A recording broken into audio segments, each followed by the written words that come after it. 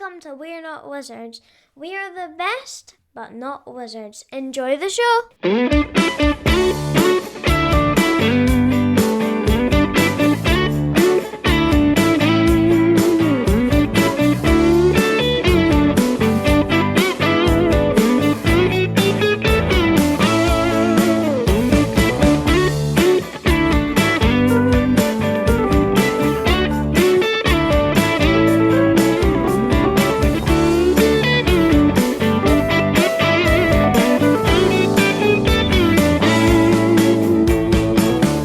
Economist that did this study based on the price of Freddo frogs and the hourly wage, and basically he kind of worked out that something like back in 1993 it was something like a doctor had to work kind of like, you know, a certain number of minutes in order to buy a Freddo frog, and that has drastically increased by something like 470% in order for a doctor to be able to afford a Freddo frog. And I think that should be the basis of society. Forget having gold. Forget having the gold standard. Let's have the Freddo frog standards kind of thing. Let's get this. Yeah. Let's get this country moving again. Because I mean, everybody understands You imagine in like 60 years when somebody buys an old house and they're like, "Oh, it's got a safe in the basement." And they get out, they crack their safe open. They're like, "Oh, there's definitely something in it. There's loads of stuff moving in there. It's fucking shit." And they find it's just a mixture of Freddo frogs and caramel Freddo frogs. Caramel Freddo frogs and speculative Freddo frogs. A sadly passed away skeleton of a diabetic man who went, "They're not going to take my Freddo frogs. Bugger them. Bugger them." Freddo frog or caramel Freddo frog? See, I can't have either. Normal Freddo frog. Normal? I can't have either. Okay. Because they got you got can't, milk. Can you? Because you're a weak human being. That's my favourite joke ever. And have you know I was once a weak man. Once a week's enough for any man. It's good old Kenneth Williams. Why do I keep hearing this deep booming laugh, Richard? I don't know. Why do we hear Sounds this like deep booming laugh? Is it like we're in some kind of Ray Harryhausen stop motion movie? Sounds like we're on the edge of a large cornfield. and a giant tabard wearing leaf tabard wearing behemoth is stalking us. Are you talking regular corn or are you potentially talking sweet corn? Maize. It's cow food, basically. Cow food. It's a maze. Are you Am I witnessing your attempt at some kind of linky link? Is this what we're doing here? Well, we're second best. We are. We got. There's standards I didn't know we had to adhere to. No. I was perfectly happy at the bottom of the barrel. It was nice. It was warm. It was cozy. There was plenty of shit around us. But now suddenly, we're up there. We've got a bar. We've got a bar that people have got to try and raise. We are. I mean, if you go to FeedSpot. And you look at the 20 best podcasts in the UK, we are currently number 2, which kind of figures, you know, really, we are the number 2s of the podcast world in the UK. And number 1 is obviously have a seat and weesht, as we say in Scotland. Have a seat and weesht. Have a seat and weesht. Have a seat. Are you watching that video on the did on the axe? Which one's that? That's Have a Seat and Weesht. Oh, that one with the Sassenach in it. I don't know if I can. I don't understand him. He says too many big words. Is it weird hearing a Scottish person do a Scottish I've impression? heard about this all the time. Is that like if you ask a Scottish person to do a Scottish accent, right? They won't just they say like they won't do like they won't just talk. Do a Scottish accent. No. You know, they'll then feel... you'll go into Billy They'll Connolly feel they need to do like that, a west the opposite coast to where they are, you know, or they'll do either that or they'll do like another country doing a Scottish accent. So if you say, "Oh, go do a Scottish accent," they'll go, "Oh, you can't change the laws of physics, Captain." You know, which as we know... As we know, is a Canadian do a Scottish accent, Or Doubtfire, dear. That's Mrs. Doubtfire, which is obviously... I don't think I ever realised he was Canadian. Yeah, famous. I think I kind of assumed he was actually Scottish. Because his name was Scotty. But I kind of, because I kind of just thought he was Scottish and he was just doing a hammy Hollywood Scottish sort of accent. It was one of those... I think it was kind of like you said, it was like a Scots person doing Scots person. You know? Yes. And I mean, yes, and yet everybody else is very, very polite and wonderful and amazing. Right, tonight, today or tomorrow, we are joined by the rather wonderful, rather fantastic kind of man of the hour. It's my co-host, Mr. Luke Pryor. That's not wow. Even I feel let down for him now. And next to him is a man who's decided that he's entering the adult entertainment industry with his next convention. Because after running Airecon for so long, this year he's doing Airecon X. So we're going to get him to explain what that's all about. And if we're wearing assless chaps, it's Mr. Mark Cooke. Hello. Next year it'll be Airecon Hub. Airecon Hub. No, next year is Airecon, formerly known as Twitter. That's amazing. Oh, that's really good. That should be that. That would be a bit. You should do that. Can you imagine? Because he's the type of boy. Apart from sending out to the world all of his love from his heart, he's the type of boy you can tell he just name searches his thing, and he's probably got people to name search like everything that he does, so you can defend them. So I think Airecon, formerly known as Twitter, is amazing. Yeah, well, I mean, he couldn't really do as good. He could do as Vex, I suppose, but I don't know. We did get one. Yeah, we did get a cease and desist from Krispy Kreme because I went through a little. Oh right, you got to tell us. Tell us this story. Yeah, it's a random, like just doing our logo in the style of other logos. Uh-huh. So I did like Amazon and a few different ones. I can't remember. One of them was Krispy Kreme, and then I posted it to Twitter, as it was at the time. And then it was about 18 months, 2 years later, I got this big email with a huge attachment that was this letter, cease and desist. We've seen that you've used our intellectual property. Stop it now. And I knew what they were talking about, but I just wanted to tag along a bit. And so I was like, what do you mean? And they were like, oh, you've posted this image. And then they sent me the image. And I was like, oh, I can't remember when I did that. Can you send me the link to the, probably costing Krispy Kreme hundreds of pounds in like intellectual property lawyer money just to find this one spoof logo. Basically, Joe Lysa did it then, didn't you? Yeah. Could you just send me that? Pretty Could you much, print out the link and send it to me in the post, please? I've tried to click on the link that you sent to me in the post, but I discovered that it doesn't work. Please, could you send me a computer so I may click on the link? Yeah, That's tell them you're deaf and you can't read the internet. Something stupid like that. I am. I'll post it in the We're Not Wizards group after. I think we should do that because that would be amazing. I'd like to because that'd be so sarcastic. Is that the only one you got? Nobody else cared. That's ridiculous. I love the fact that Krispy Kreme cared. The fact that, like you said, it was best part of 2 years after the fact. So they must have been able to look and see that there'd been no further scandalous Krispy Kreme activity. That sounds to me like somebody justifying their wages. Do you know what I mean? That's like the office litigation lawyers sitting about kind of going, I better. They might have just been like, they might have just saying this looks a bit like our logo, and the event looks like it's run by a donut, so that's enough. It's close enough for us, yeah. So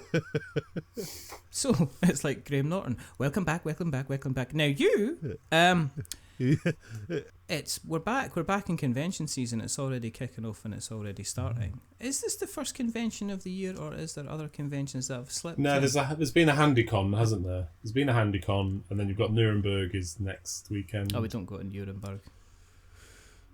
I've been for the last few years. I'm not going this is year. Is Gamma before? I know Gamma's not really a convention as such, but it's kind of one of those industry events, isn't it? You know, it seems to depend. I think it's towards the end of March. I think Gamma. No, it's usually either the week before Airecon or the week after. It's one or the other, because you often get a bunch of people will like come straight from there. Because I remember, someone I knew came and brought lots of disease with them from Gamma. You gonna name? I still remember us being in essentially like it was like the biggest bunker. It felt like we were in the biggest bunker in the world. You know, when the COVID was first happening, and like New Zealand had basically shut down, and it was just like you could see the wave of lockdown, you know, in the earlier time zones just creeping towards us. You know, it was just like it's happening. But anyway, it's my fucking turn. You know, it's happening. You know, I was meant to go. So nuts. I was meant to go to that one as well. I had all it planned, and then 2 days before, basically just went nah. Because my boss, I think it was maybe the Wednesday or Thursday before, that's when they said, right, the UK is going to look at going into lockdown. And then I was like, oh, can I really justify going all the way down potentially in case kind of what happens? And then, you know, so that was a kind of a... Yeah, it's a bit of a bonkers start. Like, we were doing the setup, and they had said, like, we were doing the setup on the Thursday, and they said, oh, there's going to be an announcement at 11. That came and went. Said there's going to be an announcement at 1. That came and went. And we're putting out, you know, hundreds and hundreds and hundreds of tables going, we might just have to put all of this away. And then eventually it came about so many of us were already in Harrogate as well. Yeah. So, you know, we're all already there just waiting for you to open the doors, you know. Yeah. And I think it got to about 4 o'clock and they went, no, we're not doing it. Because in the same time, I think Ireland had shut down conventions and most of Europe had. So well, because we all kind of estimated that we were like the largest social gathering in the world at that point. Potentially, yeah. Nobody else seemed to have anything that could get close to what we were doing. You know, because sports events had all stopped all over the world, basically. You know, already. Beautiful level of irresponsibility. And then when did we go to lockdown? Was it like the Tuesday or the Wednesday? Tuesday or Wednesday afterwards. You kind of went, basically. It was like it was another week later? still. No, it was Yeah, we had one more weekend, but no events. I think they did the event ban shortly after, but lockdown didn't actually start until the Monday. It was about 9-10 days. And after. then I went, and then I left the office and just never went back. I mean, that was me. I've never, you know what I mean? I've never again sat in an office surrounded by people, which is probably explains a hell of a lot. Explains your slip into insanity. My slow slip into insanity. Do you know what I'm gonna say? I'm feeling kind of awkward. Because you two have done this before, like in a kind of we're talking about the lockdown period, but there was a period of time where you two were getting together on a kind of a regular basis, and I almost feel like it's kind of like us bumping into the ex in the middle of the town, but it wasn't a nasty breakup. You kind of just drifted apart, and you still kind of get on. And now we're all... Our just lives went in different directions. Basically. You know, it was just, you know, we kind of loved each other, but, you know, it just... I wasn't ready to settle down. I wanted to concentrate on my career a bit more. You know. But I knew we'd find our way back together one day. See, do you want me just... If it was meant to be. If it was meant to be, we'd find our way back together. I'm just saying, I've got the Steam Deck here, right? So if you just want to like carry on and do the entire episode, I mean, I've got Halo Combat Evolved, the kind of remastered edition to play, and I've just managed to. You know what? I haven't had a rank for a while, so if you're up for it, Lee, we can have a quick rank. What could we? What could we? No, let's not rank. I don't want to do that. I don't want to do stuff that you used to do together. I don't want to do that. That like just makes me feel. Well, we always involved other people. I know, and I remember the time I got. We were very open. Very open, you know. It's very modern. It's a very, very modern relationship. Yeah. And I joined the quiz, and I still believe that I got the lowest score ever. No, didn't someone? You were really pretty bad, but fucking awful though. I feel like we had someone. It might have been someone like Sam Healy came in right towards the end and like just tanked. I mean, it might not have been Sam Healy. But I thought I still had the board somewhere in there. There should be notes. Who did really bad? Yeah, I don't think Sam did do very well. Unless it was the other way around. Maybe Sam was at the bottom and then you came in, Richard, and Maybe, yeah. went Maybe. even worse. That's fine. Maybe. I feel like I've got the board somewhere still. Who was like one of the best of the guests? It's probably Jude, wasn't it? can't Matthew remember. Jude did very well, didn't he? Well, no, because me and Matthew were always against each other, weren't we? We were. But he came on as a guest Hmm. first, and then got quite a high score, and then shortly after, Did he? because Because I can't remember. I know the score. My score tally should still be behind. Oh, here we go. Has he got the score tally? That'll be it. This is all history. Everybody's listening along, going, "What the fuck is going on?" But you're just gonna have to bear with us. I won. Here we go. They're gonna go and find basically the short version is a long time ago. There was like a quiz that went on between these two during lockdown, and now what I've done is I've started talking about it, and they're now shuffling about trying to find I'm now putting the my kind of the office back together. scoreboards. Mark is currently ripping his house apart with his bare hands, which he can do because he is huge. Luke is, I don't know what Luke's doing. Luke's using it. Luke. I beat Matthew 8-7 in the end for whatever it was we were doing. So there you go. That must have been a serious thing. Right. Anyway, because I was trying to lead in. I think Paula did really badly, didn't she? Yeah, Paula did pretty bad. I think she did awful, if I remember rightly. Bless her. At least you know, got their name right.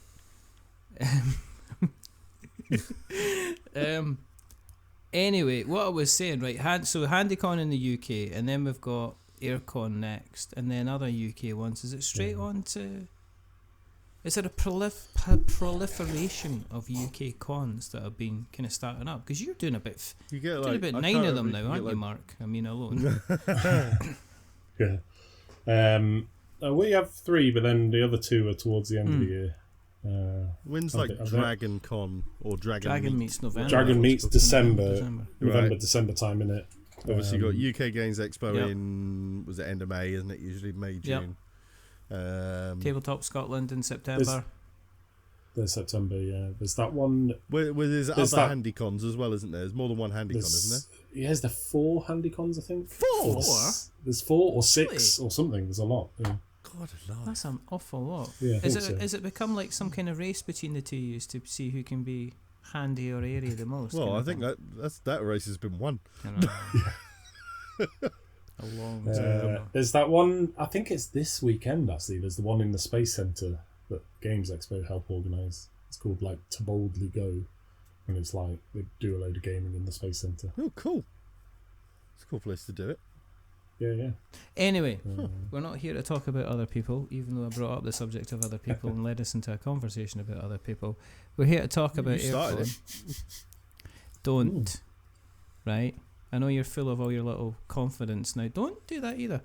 You're full of all your little confidence now. You've got your wee pal back. All right? But this is serious. This is serious and professional. Do I sound jealous? Yes. Swallow. Now, anyway, so Airecon this year, some exciting things are going to happen. It's the 13th to the 16th of March, which is the first exciting thing to happen because it's.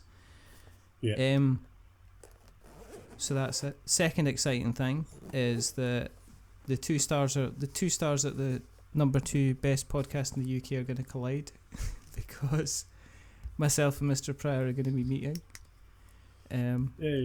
Yay! Which is, And we're both staying in the same hotel as well. yeah, we're going to stay in the same.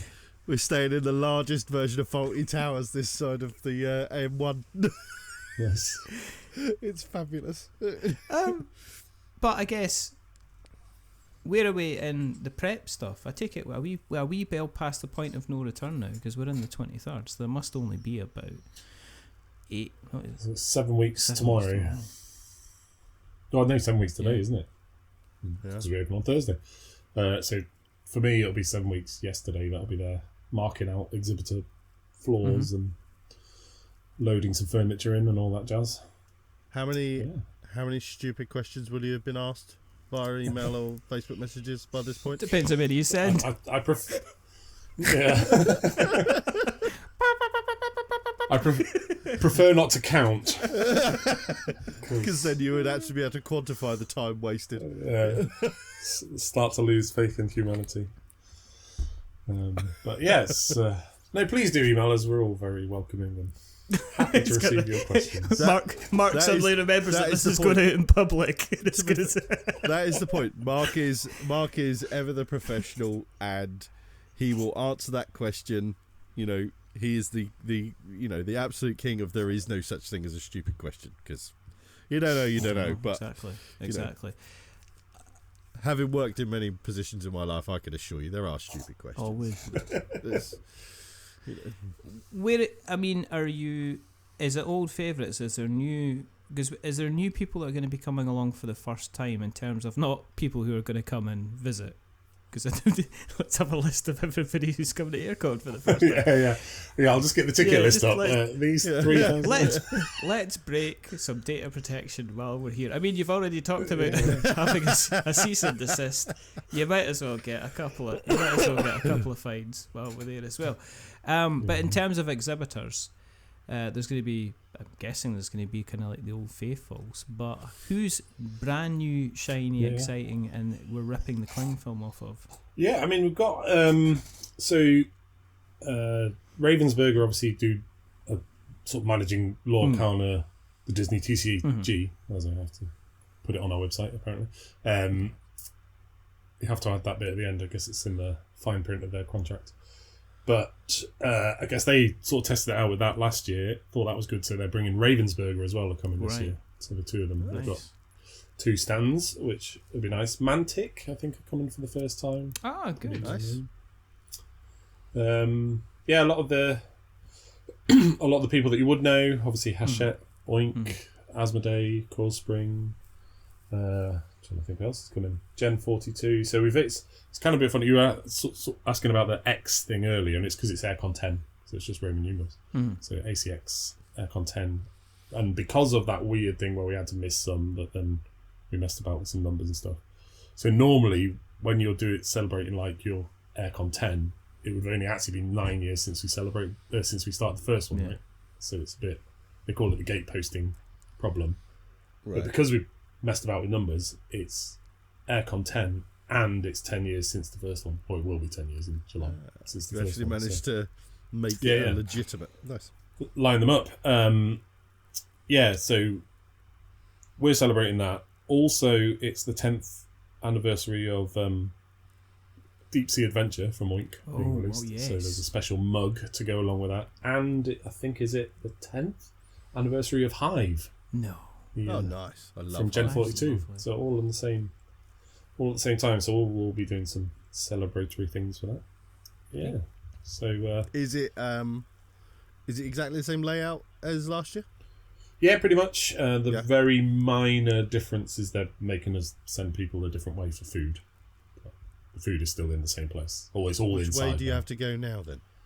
So there's a special tunnel that goes out at the back of one of the halls, and then you could walk through the reception that we used to use. You walk through that and then down a corridor. Right. So it's all inside. Basically, so you'll come out the back, the other side of it like you used to. Yeah, not quite that far around, but nearly. Not quite that far. Yeah, nearly. And you just so you're only crossing one road really. So you're not crossing that the service road thing. Road service way. Yeah. Okay, well, that makes sense, I suppose. Yeah. Yeah, but other than that, it's pretty much the same. We're moving the family zone, so it's into one of the kind of gaming halls. We've upstairs. We've put in, which is new for this year. We've put in a couple of social gaming rooms. I don't know if that's social gaming rooms. That sounds weird. Social gaming rooms, because obviously we've seen a rise of that kind of gaming, especially at cons, Blood and the Clock Tower. One game. Yeah. One game. One. No, there's a few people have asked. We've got something running. So we used to have games of Vampire the Masquerade running but someone's coming with a new one, and I've forgotten what it is. But anyway, yeah, they're going to be running some of that. So it's basically 2 rooms upstairs that are kind of, so you're not in the middle of the hall trying to shout. Yeah, I think he might be a traitor. You know, you won't get anybody treading on your cloak or anything like that. Exactly. And so they're rooms that people can book. Yeah. For like, is it like 4 hours by the looks of it? Slots of however long? It's a 2-hour slots, yeah. 2 hour slots. 2-hour slots, and then there'll be basically 25 chairs in a circle with a couple of tables. And it was like, it was only £10, wasn't it, for the room? Yeah. That's a bargain. If that's your jam, you know. Yeah. Because I mean, even if because you know, obviously, Blood on the Clock Tower, a lot of people clearly now go to conventions, and that's what they'll do for the whole weekend, almost entirely. Have you played it? No, I haven't. I would like to play it, but I don't want to play it with. I want to play it with my mates. You know? Yeah. And I don't think I could take it quite as seriously as a lot of people want it to be taken. Yeah. Well, You know, I 'cause played essentially- it. You played it right at the very early beginning, on, didn't you? Yeah. And Like in a convention hall. no, it was in the Hilton at Games Expo, and it was in one of their little gaming rooms, like not the big ones, one of the smaller ones. So we had a bit of space, and we were doing it, and it was with some fun people. There was the no pun included pair, and then Ross Connell and Ross is cool. Yeah, Everybody likes Ross. people like that. And Ross is a He nice just guy. is. he sort of said right at the start of the game, was like, "Oh, I think I'll enjoy this as long as I don't get killed straight away." So cool. First round. Yeah. But it was fun. He came back as an angel or a ghost or something, I don't know. So he could still be he was still like in the game, but he couldn't vote and stuff like this. It was fun. I mean, it's fun at the enough. end of the day, it is glorified resistance, you know, and werewolf and stuff. Yeah, but it's very well glorified, and you know, but yeah, like I say, you know, I mean, I take it people could book out obviously a few of those slots if they wanted. Yeah, if they want to. Yeah. So that's a bargain because I guarantee there'll be like a group of 8, 9, 10 people who would gather a few others, and it only takes them to all just chuck in a tenner, and they've got the bloody room for the day, you know, as long as they want. Yeah, pretty much. Very good deal. Very good idea. Mm-hmm. And then there will be we're going to have another one that's in the halls that's going to be free, but it'll be I'll turn up, and if it's free you can use it sort of basis rather than. Well, what's stopping people just making camp in there?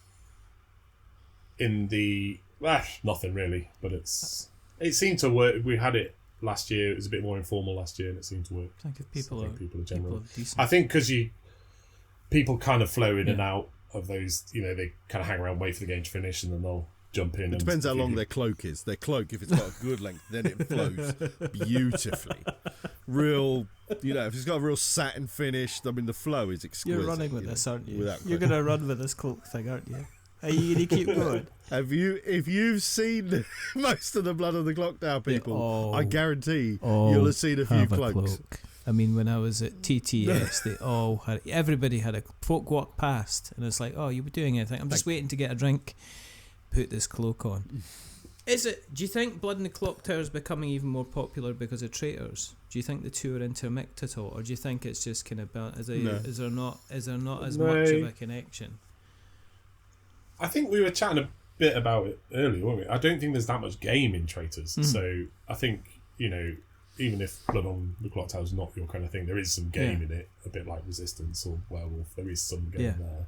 Whereas Traitors, there isn't really a game, is there? So The issue I've said with my wife with Traitors is they do these challenges to get more money, and that's great and that's fine. But what they don't do is have an element of traitorness within them to one, benefit the traitors. So like if the traitors manage to do something, they get a benefit from doing it, but also it then potentially reveals or gives some level, because I love it when they're sat around the round table and they're, well, based on the evidence I've got. I'm like, you haven't got any fucking evidence. Nobody's got any evidence. None of you can spell evidence, let alone find some, you know. So that's why I would like the challenges to have some level of jeopardy between the traitors and the faithfuls, because then it feels like it would actually be a social deduction game. Same as the social deduction games we do, you often have to do something and show something and highlight something that can make people start to go, well, hang on a second. Why? Yeah. You know, They seem to do it with a couple. Seems to do it They with a have couple done of it a challenging, little this season, but not a little load, bit. yeah. I'm always surprised they haven't said, right, okay, you've got a possibility of winning $6,000, but for everything that you don't win, the traitors kind of get The got traitors goes in the 500 quid or traitors pot. something like that. So Absolutely, there's a little exactly. bit. They don't necessarily want to throw it, but they want to do enough. So if they only come out with 4K, It sweetens the 4K, traitors and pot. the other guys come out with $1,000, it's kind of worthwhile them kind of maybe making an effort, but not as much of an effort. But I mean, I don't know. It's like all these. My issue with traitors is the same with all of these series. Is that the first 1 or 2 series are absolute gold, because they've always got people who are genuinely there to enjoy the game. And then when you get into the 3rd season, you get the people who want to be famous, who can't be arsed actually taking the long route to kind of be on the TV. They want to be famous, so they come in as personalities and stuff like that, and you see them like appearing on every single bloody thing going, and that always kind of ruins the kind of thing. But the thing, somebody said that what did they say? They say the flaw with traitors is that all the people who are personalities get kind of voted out really, really quickly. So you're left with the kind of the normies. You end up with like kind of like a big. Those that talk the loudest. Yeah, you end up with like a Big Brother situation where the first couple of series of Big Brother, by the end of it, you just couldn't be bothered watching it because they were absolutely so bloody boring, these people. So, but I know some people that love it and they think it's the best thing that's ever been, it's ever kind of been invented, ever, best telly. And some of it's, I mean, there's some emergent storylines and stuff like that come out of it which are absolutely brilliant. You can We've enjoyed this series Yeah. a lot. Me and Sarah It's really been- enjoyed it. This last night's was a very good episode. I've not watched this week at all yet, unfortunately. It's on to a good start. It's on to a really good We'll start. We'll see. I won't spoil anything. Last couple of years, This is last we're week. talking as well. Aircon, It's and the there you final go on Friday. talking Sorry, BBC I was just pimping saying, I was BBC. Is this the last week? Is yeah, it? yeah, it's the final on Final on Friday. Friday. Yeah. We need to stay inside because apparently we're having a storm. Yes. Oh, yeah. Apparently. Yeah, you Bad are one. on the tail side. I'll of that, be of the back I'll side be of it, yeah. outside on the hills in my kilt. Just letting it get aired. Do you know what I mean? I'll make sure I face. You're gonna strap yourself to a lamppost. Well, and- it's Friday. I'll make sure that I'll face south as well, so when the wind blows up, you know, all of England, you can look at my arse. But so over the last couple of years, you've had a kind of, I would say, I was going to say an invasion, which is probably the wrong terminology to use nowadays in this economy. But you've had various kind of special guests. So a lot of them from kind of like the Watch It Played crew have been over, who seem to be just getting bigger and bigger. Not the people, but the number of people. Oh my God, I just- Yeah, Rodney's put on a I was pound, just put on a bit of timber. I'm gonna say, You know? I'm not. He's not. You heard it, He's a Rodney. sandwich away from being, you know. Yeah. Put the syrup jug down. I mean, yeah. Put the syrup jug. He's on the maple syrup. Yes, Mark, I'm coming over. I can't exactly talk. I'm not saying anything. There's some beautiful film imagery of you doing your laying back kind of dumbbell lift of the day, and there was this and we're cutting away from it, but there was this beautiful scene where you can see where you decide in your face and you're huffing and puffing and going, right, I'm gonna do this. And there's just that point where you're sitting there going, right, and the weights are rested on your knees, and then at this you can just see at some point you're going, right, you're gonna go, right, I need to get this done because I got to start work. And then you go, whoa, Yeah, a little bit. whoa, straight back. And I thought you were just like gonna chuck them away. I thought you were like, enough of this, and then just like over the back of your head, and then maybe kind of potentially hit people. So that was lovely.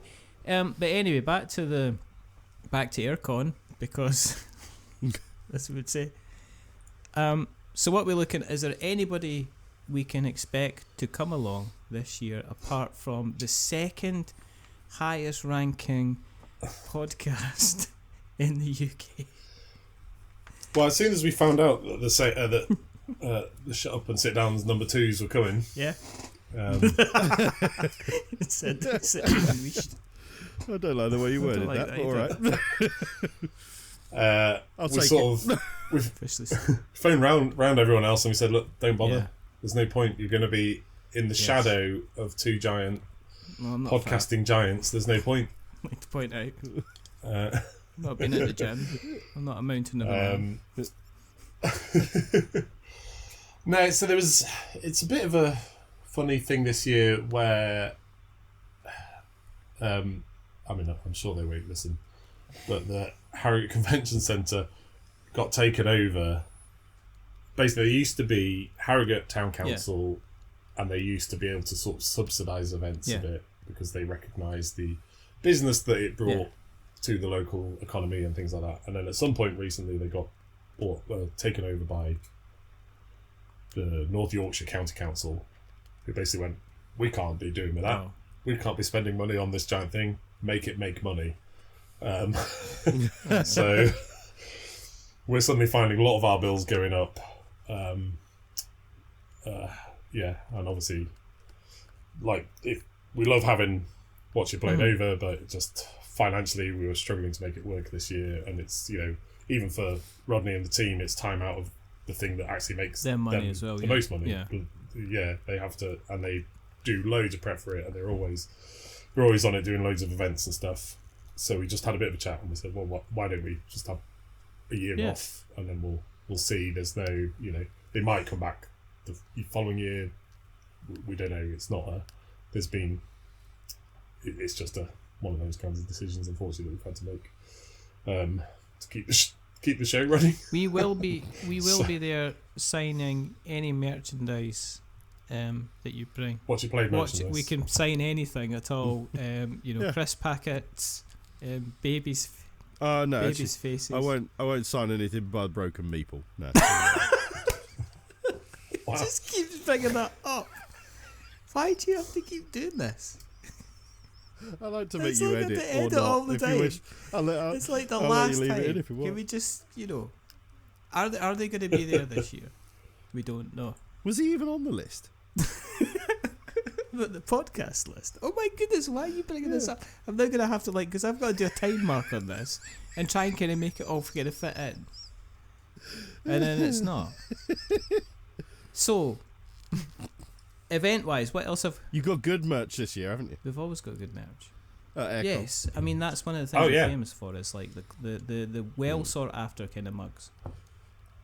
Yeah, so this year we've got, you'll see it, I don't know why, this shiny print. Ooh. That's not the final design, that was a sample, and then shiny print on t-shirts. I'd like to well. say that for the tape, that the suspect is holding up Exhibit A, which is a black mug with the shape of an X logo on it.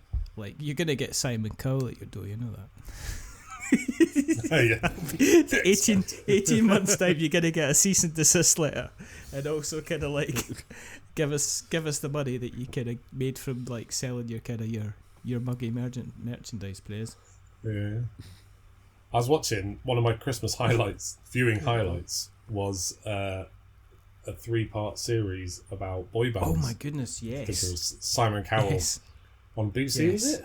I think it was on BBC. And that was, horrifying. And one of the guys from Five comes into my local boozer. I see him most weekends.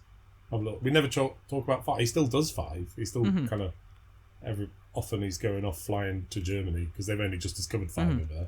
It's top of the charts in Germany. It's not. So, Go over to David Hasselhoff and they're like, right, what next? yeah. What's the next hotness? We've had enough of Oompa Loompa bands and David Hasselhoff. So, he comes in. We never really talk about Five. It's kind of a... So you do actually know him and talk to him? Yeah, Yeah. sure. Yeah. I think I knew that. I'm sure I did know that. He was on the series. He was the one that was talking about where he was just sat outside his dressing room, and then Robbie Williams, he just couldn't go on stage. He couldn't make himself go on stage, and then Robbie Williams comes up and is like, "You okay?" And he's like, "No, this isn't normal. Like, Robbie Williams shouldn't be coming up to me and asking me if I'm okay. That's just not normal. It's not normal life."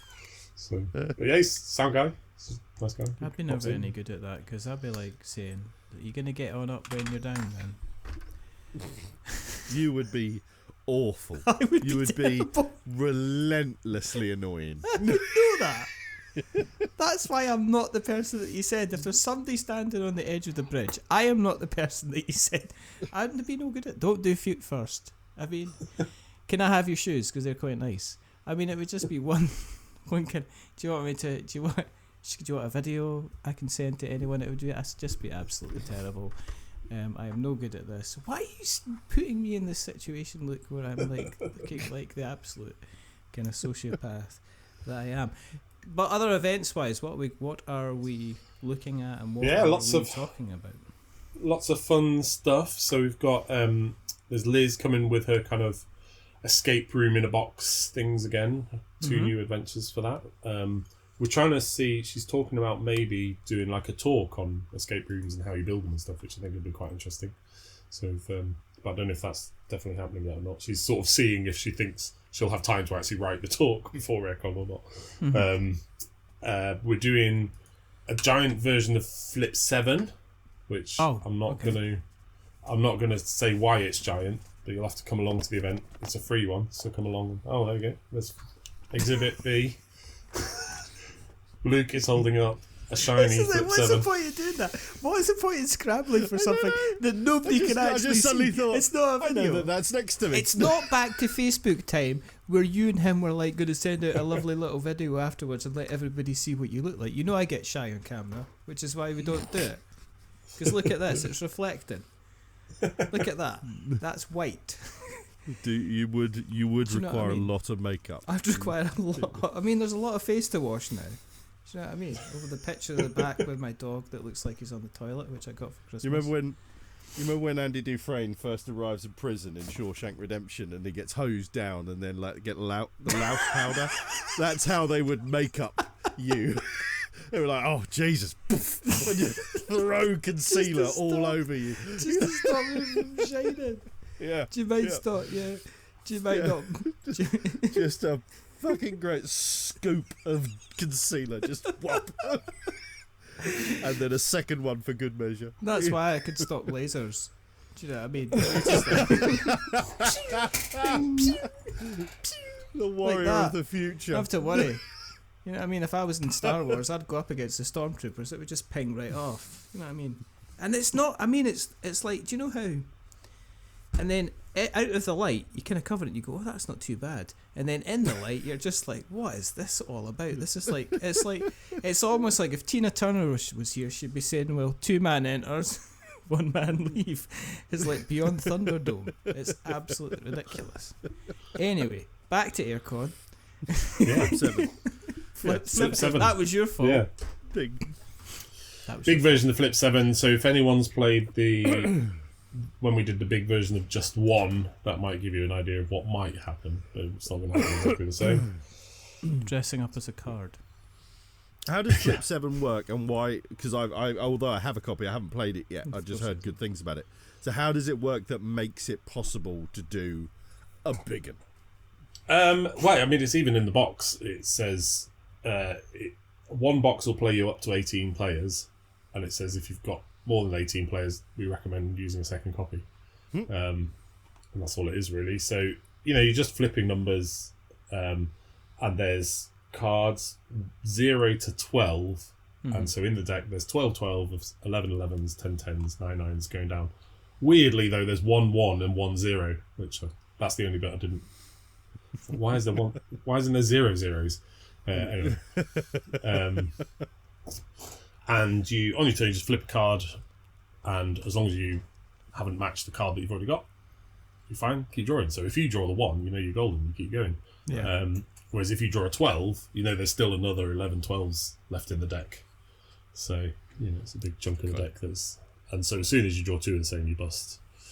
And that's pretty much it. It's like there's a few little special cards that let you double the points on some cards, or let you give you an extra life and things like that. But yeah, nice and easy. When you're going through, because I'm desperately trying to get this onto a serious track until Muppet over there. That was serious. I'm just going to explain an event. Right, okay. All right. I'm at home feathering my nest. It's not easy. You're the one derailing it. I'm not derailing it at all. When it comes to events like the supersize kind of events, is there a list that you kind of draw from already? Do you base it on kind of experience? Do you base it actually on availability as well? Because I take it you can go to the publishers and say, do you have versions like this, basically? Yeah, there's some of that. Some of it is games I'll just play myself, and I'll be like, oh, this will make a good big version, or, you know... You did that with Draftosaurus, didn't you? You just kind of thought, oh, this will work, didn't you? Yeah. Pretty much the same. Number 9 was the same. Just one was actually Rodney. That was his idea. He thought of doing that. A lot of the early ones, it worked because it's the games that are kind of very multiplayer solitaire. So things like Number 9 is like everyone's really just doing their own thing. So it's more like bingo. And same with Karuba. It's a bit like that. And then they have kind of evolved now. It's like, well, how do we make it so everyone really is playing one game? He's clicking again. Oh, shit, sorry. He grabs stuff. I need to get silent fidget You toy. need like some kind of silent fidget toy. This is like every single time. And I was like, I got to go on camera and go like that. And just go, and eventually it catches on. But the problem is, a lot of the time when he's doing it, he's talking as he's singing. And he's talking as he's clicking. So it's like going, and then I bought myself a sandwich and that was really nice. And then That's not what I sound like. It's not what I sound like. Not far off. I don't like it. I'm going in a huff. This is rubbish. And then I made myself the best roast potatoes. Yeah, I do. You do. But then it's got the clicking thing. Anyway, back to Airecon. What other events do we have? We'll get there in the bloody end. Loads of events. Yeah, so we've got some of the evening entertainment stuff that we sort of trialled last year. It went very well. We've got Oxventure and Jolly Boat will be back. Entropoly, which is, we were talking about Traitors. So this is Ivan Brett from the first series of Traitors. He's been out for the last few years now. And he runs some of the Blood on the Clock Tower. He does some of that, so that's all very fun. He had written a couple of books about playing games and stuff before. So he was already a gamer kind of before he went into Traitors. But he's a lovely guy, and he does this show called Entropoly, which is it's all very ridiculous, but he's kind of acting out some kind of game on the stage, and after every turn the crowd just throws in a new rule, and then he's got to now abide by this, and then they do the next turn, and it's kind of basically how long can they make it last until it just turns into chaos. That sounds amazing. And it's really difficult to pull that off. And it's really fun. I definitely recommend checking that one out. If you're doing like in kind of any improvisation, what about, you also mentioned Jolly Boat? So who are Jolly Boat and what do they do? Jolly Boat are the UK's one of the UK's top pirate comedy nerd rock duos. Up there, top 3 or 4, I'd say. We're top 2. But yeah, they're a lot of fun. They are pirates, 2 brothers, and they sing nerdy songs, and it's all very fun. I've never been to see one of their shows, but they have die-hard fans, and apparently they're very good. Yeah, so they've been coming to Airecon for quite a few years, and it did start out the first year they had maybe like 20 or 30 people in there watching them, and now it's like hundreds going to watch them. And it's usually, a thing that people wrap up their Saturday night. Is like, oh, let's go watch Jolly Boat. So that's fun. We'll have the charity raffle is back, which was absolutely mega last year. It was absolutely ridiculous. And especially in that new events hall, it felt quite special. Well, it's not even an event hall. It's like it's a theatre. It's a proper, it's not, I mean, legit, Yeah.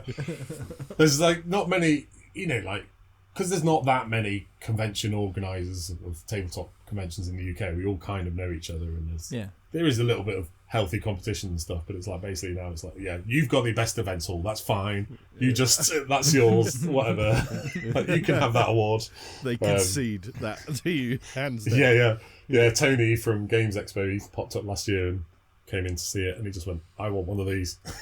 It's like, how do I get one? How do I get one in the NEC? Because it's an old Edwardian concert hall.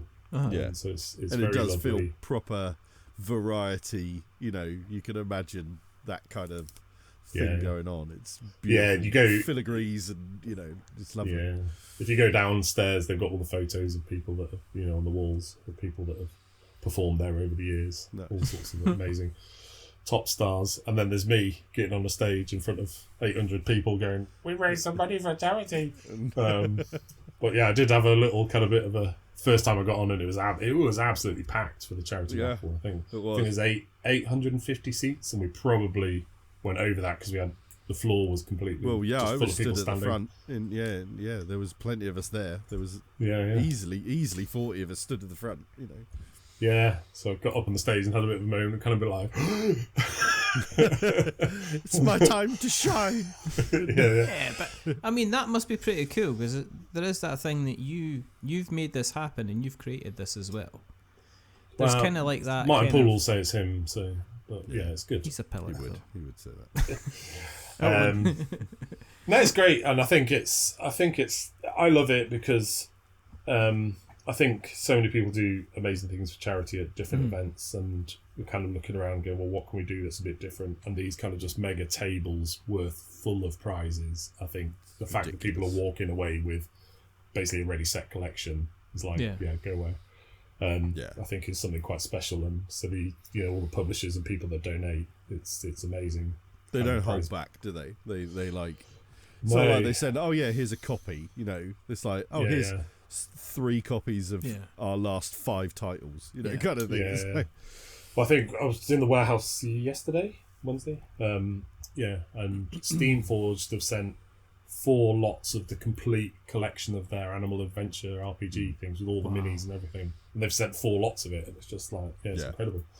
And so last year was over 10 grand we raised on that event, so we were very happy with that. And then we've got so what we're doing now is every year we're picking sort of 2 charities. We're trying to do one that's a bit more regional to us in our kind of area. So this year that one is a charity called Candlelighters. So that's they sort of help parents and families where they've got a kid that's had a cancer diagnosis, and so they help them through it. And that's good. Lots of tough times. That was actually one of our volunteers, Chris. He went through that sort of 8 years ago or so. Unfortunately lost their son, and so he asked, would we consider doing them? Yes, of course. And then another one, sadly, one of our volunteers that has been coming to Airecon, volunteering at Airecon for many years. And he also volunteers at Games Expo, a guy called Bill, unfortunately passed away. And then his family nominated the second charity, which is a national one called CALM, which stands for the Campaign Against Living Miserably. Yeah. So like kind of helplines and things like that. So 2 amazing causes this year. So we're looking forward to that event as well. We've got what there's always been a little bit funny with that is we obviously we're taking donations right up to the point, and then there's a little bit of time where we're kind of like, right, we've got to sort out some of this admin bit and do the buckets and get the slide ready saying how much we've raised and stuff. So what we're trialing this year is that we're going to have a 10-minute RPG live on stage for a bit of entertainment. Who's doing it? That'll be amazing. So it's Chris at Beyond Cataclysm with a RPG company. Okay. Beyond Cataclysm definitely rings a bell.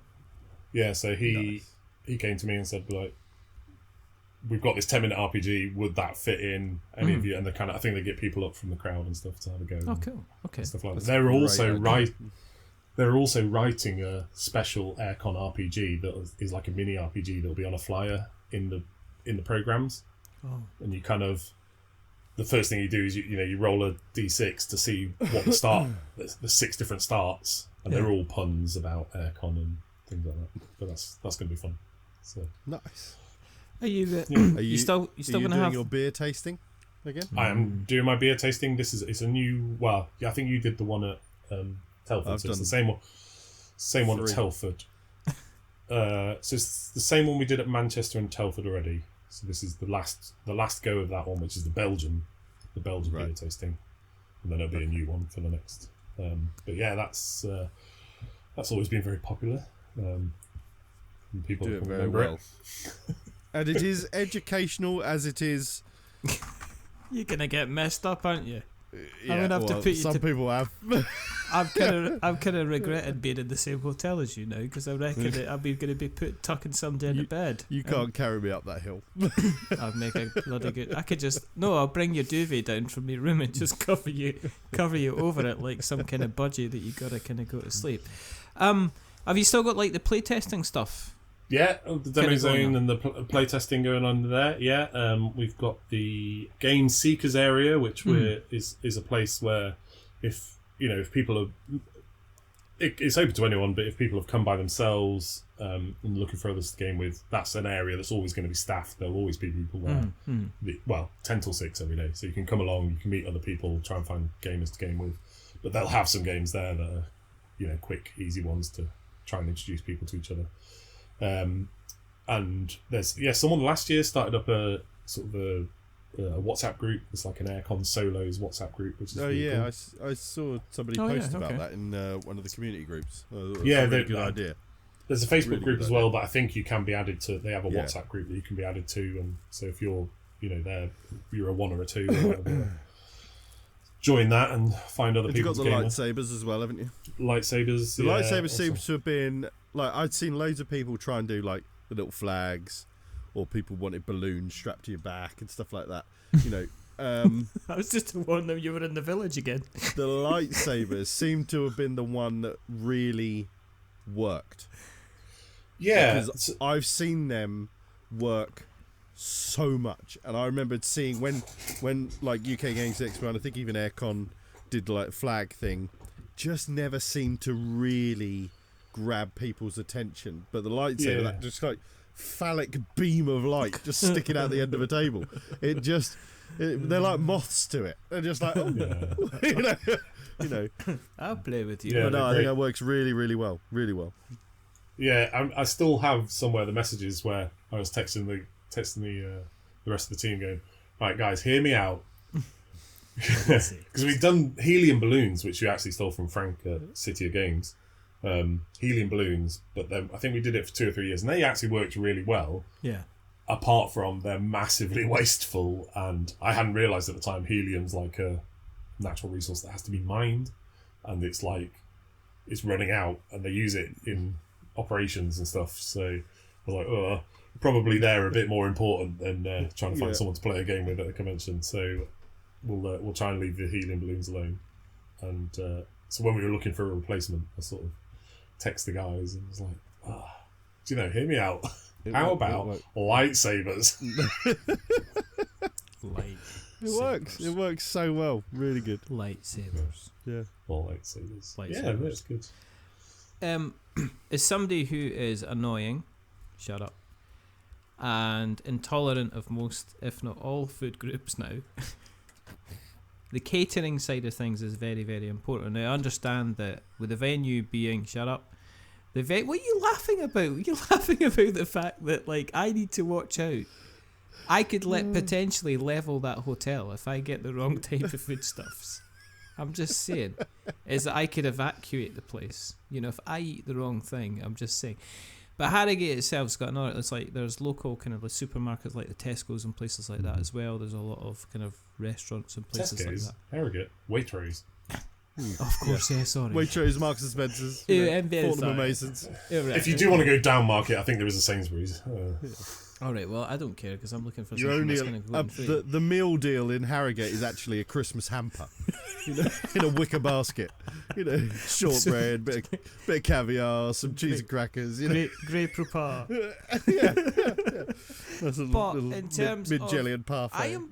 I am asking serious questions here, and here you go, Yeah. just off in the distance. watching it. It's like watching you running away with two big, huge things of linen around you, with your little bum hanging in the air through a cornfield, just talking nonsense. Right, catering. So in terms of catering, have you got the kind of the various intolerances kind of covered? Your gluten-frees, your dairy-frees, your vegans? Yeah. You know? Yeah. Everything's covered. We usually post all their menus up online with all the allergy information and stuff beforehand, so that's all covered. I think most of them, because the way they work is obviously it's more like street foody kind of vendors, so they'll often all do gluten-free, but it's like if it's celiac where you've got to kind of be a bit extra careful, don't you, of the cross-contamination. They can't guarantee that, so but we just say if there's nothing suitable, chat to us and we'll make sure that you so you don't get your food batted out your hand as you walk into the stalls. So what you're saying is you'll buy me dinner. That's nice. We're going to Waitrose together. And Luke's not coming with us. Get some Waitrose savers. Don't shake your head. I mean, you just mocked $28 steak. Yeah, exactly. That's what we want. A curry. Curries are good. You know, I'm very, very good for curry. You go into curries and it's like everything is dairy-free and gluten-free at curry houses. We should go for a curry. We should go for a curry at Airecon. There's a good one around the corner. We should do that. Is there? Perfect. Done. There we go. We can do There's also a really nice Greek place around the corner. Oh. Like Greek food. Now you're talking. Yeah, but do they not have like yogurt and bread and You'd stuff? have a pitta and You can't even have a pitta. It's gonna be the bread. end up in A&E. The lamb, the big lamb, soft lamb thing. Just bring us the soft Yes. lamb Big thing. soft Bertie. lamb thing. Can I have your finest It sounds soft more lamb, like please? It sounds more like an offering to a god. Have your Bring the soft lamb thing.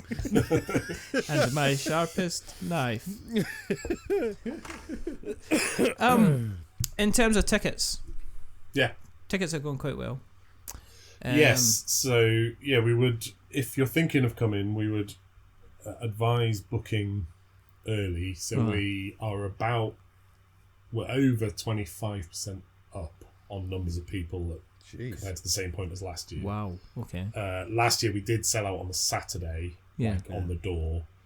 So we would expect that probably the Saturday will, because we've not increased the amount of space we've got this year, and it's unlikely that we will for this year just because of cost and finance reasons again, unfortunately. But so it is likely to sell out, especially the Saturday. So we'd recommend booking in advance. Obviously, and it's the same price if you book in advance or on the day. There's no difference. So I take it you can just book on the site. Yeah, just on the website. There's straight at the top tickets or big button saying get your tickets. All nice and easy. Cool. Do you look at like stats of returning people and stuff like that? Like, so do you have I know obviously they've got to have probably used the same email address or something. You could definitely nail them too. But do you look at that as to like how many people are ongoings? Yeah, occasionally. Not that it kind of tells you much. It's just I just feel like I'd do it out of interest. The thing we look at more probably is the number of people that are buying multi-day tickets, and that is quite interesting. That's kind of increasing. So not only is it's more people coming, it's more people staying for longer. So, and I think that was really noticeable last year on the Thursday night, which compared to the year before, it was. Thursday night the year before was stupidly quiet because it was insanely cold as well. Cause in that one hall, it was fucking freezing. But it was absolutely dead. And now a lot of people, that would have been based on the fact that there was a lot of snow and a lot of people couldn't get there in the end. Which definitely would have caused some level. But clearly, yes, that was a much quieter. And then the next year, I think we even had to open another hall because we sort of ran out of space on Thursday. So it's we're noticing just people are staying for longer and kind of really a lot of people I think are using it as their big weekend to go and just play a ton of games. And I felt last year was the year that all conventions felt like they were back proper. nothing felt any different, and they felt, as they always had done before all of the lockdowns and everything. It was exactly the same with S10 as well, and UK Games, especially UK Games Expo.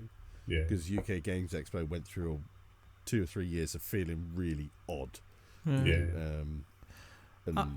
I'm just wondering if people are also kind of going, well, I'm going to less conventions because travel and stuff like that is an absolute fortune nowadays, and saying rather than going to 3 or 4, I'm going to concentrate on going to 2. But if I'm going to go to 2, I'm going to go for as long as possible. I mean, my whole thing was, we're coming from about 4.5 hours away, so there's no point in me coming from the Friday to the Sunday, especially if you're spending most of the time travelling on the Friday then back on the Sunday. You've got one kind of full day, so the whole point is coming on the Thursday, staying all the way till kind of like late-ish on the Sunday and getting the kind of the full time. You feel like you're having your money's worth, because once you take into consideration kind of your petrol and food and everything, it's all become like a bit more of a, this is a bigger break than even 5 years ago, and it was like, well, it's not gonna, the hotels weren't as much and stuff like that, and it's like, okay, I could take X amount of money, but you've really kind of got a budget for kind of getting down there. And I just wonder if that's kind of the way. And Harrogate's lovely as well as a place, so beautiful place, there'd be more case of the kind of the families kind of coming along with it as well. But I don't know if you've seen that. I mean, are you, because part of what you do is you're obviously the owner operator of kind of Bright Eye Games. So are you doing, when you're not doing this, are you doing as much? Are you going to be doing a lot of kind of like traveling to conventions yourself to kind of help push what you're doing, or are you approaching it in kind of like a different manner? Because I notice there's 2 ways you can do this. You can go to conventions and hope to raise the profile, or you're going actually just directly on the phone to these kind of retailers, bigger retailers, and saying, look, I've got this product, would you be interested in taking some? I think we're sort of still feeling our way a bit with some of it. We're fortunate that we have Rich in the States who sort of does all our sales and everything, and he also attends a lot of conventions on our behalf, so I don't have to kind of kill myself trying to get to every convention. I did travel quite a lot last year. I'm trying to cut that down a bit this year. Yeah, and just be a bit more selective about where we go. And so, we'll probably be, at the big ones, obviously Games Expo, Essen, Airecon, things like that. But yeah, it's a bit funny because as much as possible, like, I like going to conventions because I really enjoy them, and so being stuck behind a booth the whole time, as much as it's nice starting meeting people and seeing them enjoying our games, I'm like, I kind of, it's almost worse being there and not getting to experience all the fun convention stuff, rather than just being at home and not going, like, in a funny way. So I think I'll probably try and split it a bit, where we do a few, where we go and go as Bright Eye Games and show stuff off. Others I've been going to scout out new games. Been to going over to Tokyo Game Market a couple of times has been amazing. Probably go once this year, I think. But so it's interesting. I'm still kind of not sure what the best route to take with some of these is, because I think with some of the really big ones like Gen Con or Essen, you've almost got to have something that people want to come and seek you out for, because they're so big. Yes. It's like, if you haven't got that, there's less of the people just walking past and going, oh, that looks interesting, I'll sit down and play that and then buy it. It's more people are going there because they want to get this thing, and they know that you're there, so they're running to your booth. And so it's exciting. This year we had Ponzi Scheme and Sumo and Cooke taking, where people were actually kind of running to our booth and queuing. That's the first time we've really experienced that, and so that was fun and interesting. But it's always a bit of a funny. I think conventions have just changed a bit in the last certainly some of those big ones where they used to be a really good marketing tools and be like, we're here and here's our booth and stuff. But now it's almost like a bit like Kickstarter's gone, or crowdfunding's gone through some of the same stuff where it used to be you go on crowdfunding with a game to let people know about your game. Yeah. And then in the last 5 to 10 years, I suppose, maybe, it sort of changed where now you've got to spend a bunch of marketing to tell people that you're going on so they get or use excited. Awesome new features like AdFound on GameFound. Things like that.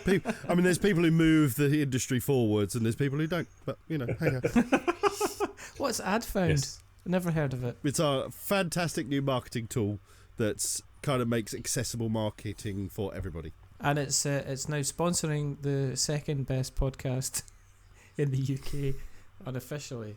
We're Not Wizards, brought to you by AdFound. You can do the voice. Terms and conditions apply. Yeah. Always read the label. In terms of like volunteers, is there spaces for like volunteers? Is that all kind of been sorted out? Are you still needing kind of more volunteers to kind of come along, or have you got kind of like your crew that you always kind of have that are just going to turn up again? No, we do get a new, probably about 20% of volunteers new every year. But yeah, that's all sorted. Anne, queen of the air crew, she sorted that. Everyone's got their shifts and said yes, I'm going to come and. That's how me and Mark met, volunteering for UK Games. Yeah. I think it was the first. Well, come on, you got first to give year me I more than volunteered. that. More than that. It was. It was I a think Tuesday. I don't know if you'd been, if it was the same, if it was your first year volunteering or not. Maybe I'd done. I think you might have done a year before. 1 or 2. Well, had you ever volunteered for Expo any years outside of the NEC? No. Yes or no? My first year volunteering was the first NEC year. I might have done one. The year when it was the just last Hilton. year of the Hilton. I'm trying to remember. I can't. I remember helping Travelling Man set up in the Hilton, so I didn't volunteer then. But yeah, I can't remember. But I think it's also a bit blurry because for the first couple of years I worked in the Hilton as a volunteer, even when they had the NEC. Yeah, you did, didn't you? You did the like meet and greet kind of thing. No, I was doing that they had like. Oh no, you were like coordinating, weren't you? Yeah, some night supervisor or something. Yeah, that's it. Yeah. I can't remember what year it was. Probably 2015. What made you decide to do it? To volunteer? I think I kind of just wanted a different experience. So I think we had decided that we were going to try and make Airecon a proper thing. So I think we've done our first one, and then we decided we were going to make it a proper thing. So I thought I'd better have some experience of that side of it and see some of the yeah. You wanted to see sort of what it's like to be a volunteer. See behind the curtain. Yeah. So, and then it was really fun. I remember having a conversation with Tony very early on, and this was in the NEC, so I think it was either the first or the second time I volunteered. And I got chatting to Tony, and I said like, I've got my convention, which at the time was like, yeah, all right, mate. But I think Richard had been up because he has Medusa games, and he'd been up to when we run it in Bradford a couple of times. He'd been up and been an exhibitor at one of them, and I think that's how then I got chatting to Tony, and I think I remember saying to him at the time, I was like, what I'd love us to be is like UK Games Expo would be like the UK's version of Gen Con, and will be Origins, because at the time Origins was, it used to, I don't know what's happened to Origins, it used to be really well thought of, and now it was it like seems to be doldrums. Nobody Yeah, cares I don't know about what's Origins anymore. yeah. I think everyone's gone to PAX U now or something instead. But Yeah. it used to be, was like Gen Con was the big expo where you go buy stuff and find new stuff, and then Origins is where you took all that stuff and played it. Yeah, that's so true. Yeah. And so I remember we had a conversation about that. Whenever it was 2016, 2000, and then we shared a room. We weren't supposed to. We just one of these got on things. Me and you Luke. share a room? Not. Yeah. Oh, in the Novotel, wasn't it? The Novotel year. Yeah. It's blocked this out. Yeah, well, we were really far. We were really far away. Yeah. There was something. We were over at that the little, airport. yeah, that little train thing wasn't working, and you had to get a bus. No, so it was a right pain in the butt every day. Yeah, it was, Yeah. I forgot. Is it we like said planes, every day, trains, and automobiles? yeah. They're not bellows. Exactly. Where's your other hand? Although in this version, we're both John Candy. Yeah. I don't want to say. Big spoon and big spoon. Yeah. Yeah. It's a lovely set of warm spoons you've got there. Is it? No, I had good times volunteering at UK Games Expo. It was good. Good definitely grief. worth it. Do you think I it's- would advise anybody who Yeah. wants to, like, I was kind of just starting to really get into the whole board gaming thing, and I could see what, like, kind of like this whole side of the hobby was really starting to explode. And I hadn't been to UK Games Expo, and I think I'd vaguely heard about it, and then I saw an advert for it, obviously being in the NEC, and then I saw the whole sort of volunteers wanted, and I was like, oh, okay. And then when I saw, like, you know, they pay for your hotel, and, you know, you give X amount of hours, but you get plenty of time off to do stuff, and I just thought, what the hell? I'm just going to do it. I'll have a go for a year. You know, I'm an outgoing enough person that didn't, you know, phase me or anything like that. And everybody's so nice. You know, you're all kind of, you know, and I've seen, like, I kind of, the whole volunteer thing, I kind of never even really probably got the most out of it, because, like, at UK Games Expo, and this, you see it the same as Airecon, it's real cliques and real, like, friend groups that have been created purely in that volunteering world. You know, I see them every year. You know, you can see they're all so happy to be back together, kind of thing, and they've made really great friendships within that environment. You know, so if you're ever thinking about, you know, if it's ever even completely crossed your mind just slightly, just give it a go. It's really, really worth it. You know. Yeah, like we have the Aircrew Facebook group, and you do see, like, they're all buddies, and even, I think it's tonight, as we're recording this, my mum, because she volunteers every year, but she's having 3 other volunteers over to her house and having a little sleepover and playing some games and There you go. drinking copious amounts of gin, I would imagine. Sounds as well. amazing. That sounds like an ideal night.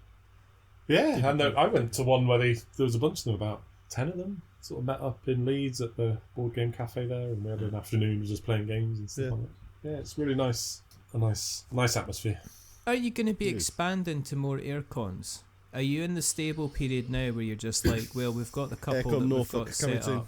We've got Northwest, we've got West, we've got Shredded We've got a Wheat. fabulous town hall in Hilgy, Mark. Nice. But are you at the point where it's like because you've said or mentioned that in terms of like financial assistance and stuff like that for this year's Airecon, councils and that are all kind of pretty kind of strapped for cash, so there's less kind of financial. Are you the place where you're like, well, going to another venue is going to require even more kind of financial commitment, and maybe it's worthwhile just sitting on the level and stabilising for a couple of years? Yeah, I think.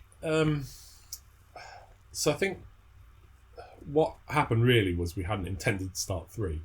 We hadn't gone out with that in mind. We had always, as it was kind of getting bigger and it was becoming a proper convention, we'd always kind of looked to Manchester and thought, why isn't there one there? Yeah. Like, and we'd always had our eyes on it and thought that'd be a great place to have it. If we ever did another one, we'd love one there. Yeah. And then, then obviously, we're going to keep going on lockdown. I don't know why, but lockdown put a kibosh on that. We were seriously looking just before we had been speaking to venues, trying to find somewhere to do it. And then lockdown happened, and then we were like, we won't. Obviously, that's going to be put off for a couple of years. And then as we came out of it, Tabletop Gaming Live announced that they were moving their show to Manchester. So we were like, fine, like we won't bother them. And then that's when Martin Poole had started his pool party. He'd done a year of pool party in Telford. To be fair, Pool Party was literally a game meet-up that got well and truly out of hand. Yeah, for sure. But sort of, I went to that, had a great time. It had a lot of the same sort of vibes as small early days Aircons. The hotel was amazing. Couldn't do enough for us. Really nice atmosphere. And so we thought, well, if not Manchester, let's have a look at Telford. It's got the convention centre there as well, which is a really lovely convention centre. Really nice. It reminds me of the Gen Con one, like a really mini version of the Gen Con one. It's got Oh really? these walkways going over the top and these big open kind of corridors and stuff. It's very similar.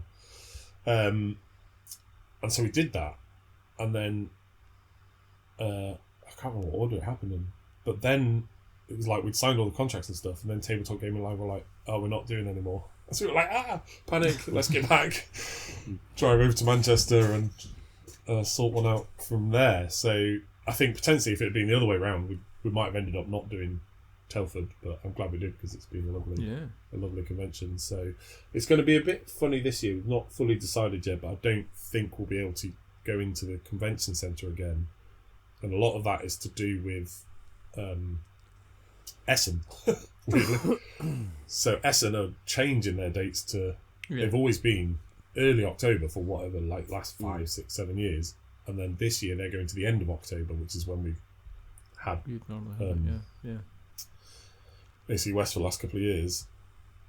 And then unfortunately, as you start moving into November, a lot of venues start putting their prices up, so sort of that August to October is a bit of a low season, and then that kind of January to March is a low season, so that's why we have the conventions in those months. And so pushing it into November isn't really an option, and so we're like, and they haven't got many dates left in October, so it might actually end up going back into the hotel for this year, which is should be interesting because it kind of going, we were over 300 people a couple of years ago, going up to about 550, 600 or whatever we had last year. We'll have to kind of be like, oh, sorry, cut back. We've only got half the number of tickets again. So that'll be. It'll make it much. It'll make it the ticket of the season. That's what it'll make. And you could get T-shirts made saying, "I got my ticket. You didn't. You loser," on the back. Well, what I thought I'd do is just make them double the price, and that'll put off about half the people. Oh yeah, it's good. It's a solid plan. Capitalism for the win. Yeah. Why not? Everybody's doing it. And then I can fix my bathroom. Fantastic. Sounds amazing. Sounds amazing. You and your poor bathroom. Exactly. Yeah, my bathroom floor fell in 2 weeks ago. You're joking. Yeah, under the shower. From and it's not covered by insurance. What, into the hall? Not from me. Not from me. I know what you're thinking, Richard. Yeah. Not from me having my daily showers. No, I didn't think. I didn't think anything, because these things, it'll not be like, it'll not be you getting in the shower. It'll be like this. A feather accidentally dropped from an angel's wing into it, and the whole thing just went. No, it's been a slow leak since it's been installed, really. We had no idea it was down the back, and it sort of slowly made its way forwards, and it wasn't until we were like getting in the shower one day went, oh, that floor there's a bit spongy, and then I sort of pulled it out in case it was a burst pipe or something, and all the floor underneath was rotten. And then the insurance people come down and said, no, that's been a problem for a while, we're not covering that, sorry. Oh, for goodness sake. I didn't even say sorry. And then the guy told me that apparently, I'm sure you guys do this, but I didn't realise this, you're supposed to redo all of your beading around your showers and things like that every 2 years.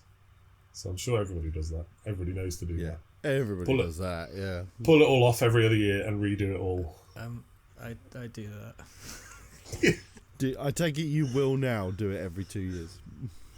Yeah. I've got my my beading down pat. Do you know what I mean? I've got like the nozzle cut how I want, and I've got it to the pressure all correct, and then you just get the fairy liquid finger afterwards, and you can just rub it over the little bit of fairy liquid over the top of it.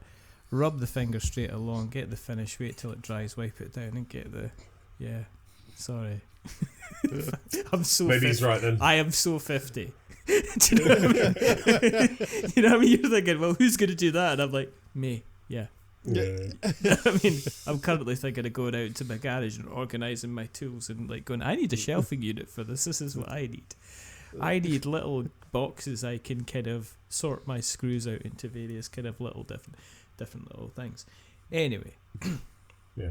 If people have listened along tonight and they're like, this Airecon sounds fantastic, where can they find out a little bit more about Airecon? Where they can get the tickets and stuff like that? Where do you exist on the internet webs, Mr. Cooke? Yeah, so easiest place obviously the website. It's loads of stuff on there. That's airecon.co.uk, and that's like AIRE, like the river, CON. Airecon.co.uk. There's a beginner's guide on there, so if it's your first time coming, go and have a look at the beginner's guide. It gives you a little idea of what to do each day, all the different things, what an idea of what you might be walking into and what to expect and things like that. So that's really good, although I do need to update it slightly. So go and have a look at that. Come and find us we've got the Airecon community on Facebook, which is great. Yes. And again, there's loads of people in the group that are super helpful, and if you are worried about something or can't find the answer to it on the website, you can ask in there, and people are always very accommodating and very helpful. We're on the others. We're on Blue Sky, Threads, I think, Instagram, not X anymore. We left in a fit of rage. Just too many. There's just too many things to keep track of these, isn't there? Like, Elon, if you're going to be a Nazi, go and commit. I don't follow half Nazis. I want the full Nazi experience. Yeah. Do If you're going to do something wrong, do it right. I mean, exactly. That's just, it's the lack of commitment that annoys me. I mean, if you went full in. It looked fairly committed. He looked a little bit. He looks like he should be committed. I will admit, I've done some joking Zeke cars, and I didn't commit to them nearly as well as Elon Musk did. I don't know whether to keep that in. I don't seriously just wondering at the moment, in this economy, if I should keep that in or just take that out.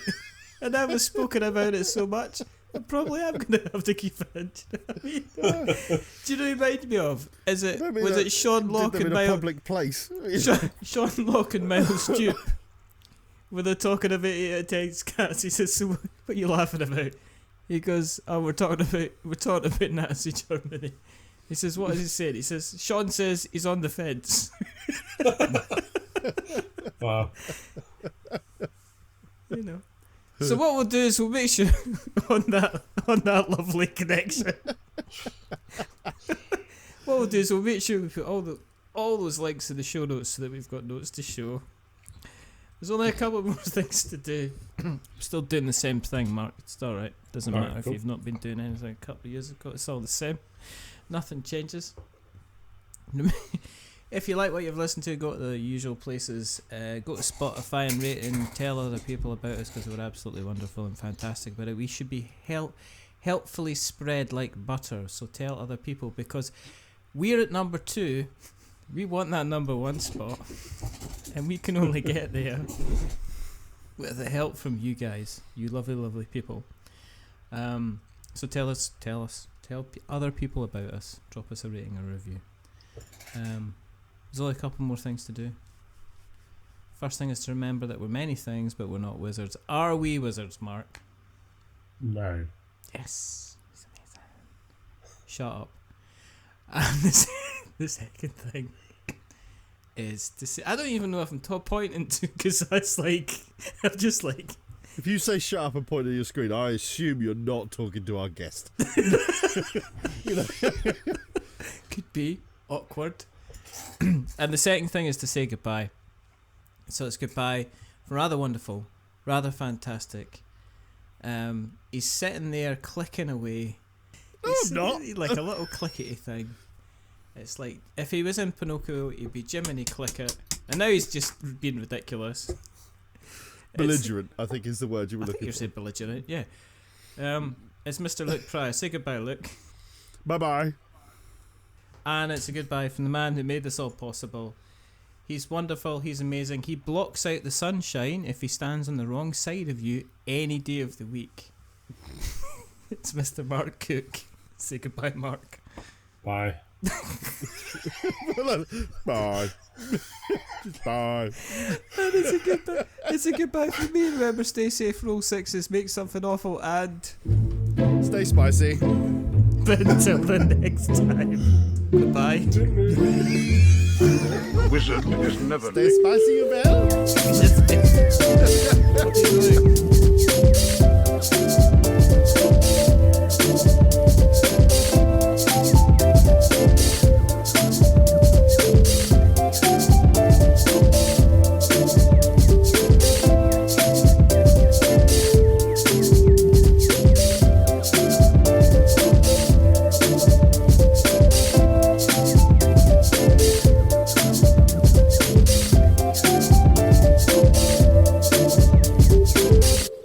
is he early?